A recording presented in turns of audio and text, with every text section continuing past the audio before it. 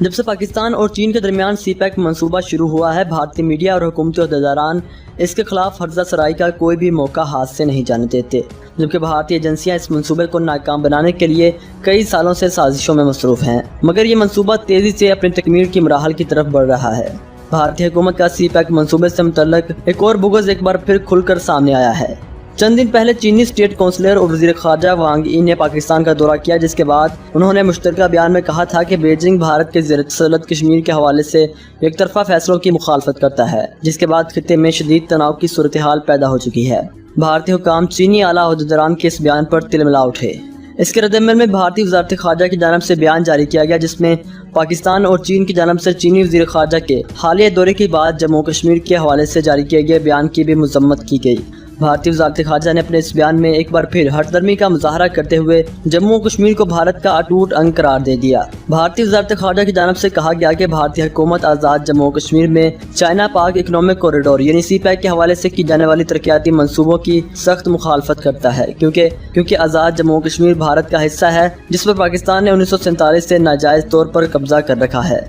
भारतीय वज़ारत ख़ारजा के तर्जुमान रवीश कुमार ने अपने बयान में मज़ीद कहा कि भारत सरकार चीन की जानिब से पाकिस्तानी मौक़िफ़ की तायद करने की भरपूर मज़म्मत करती है।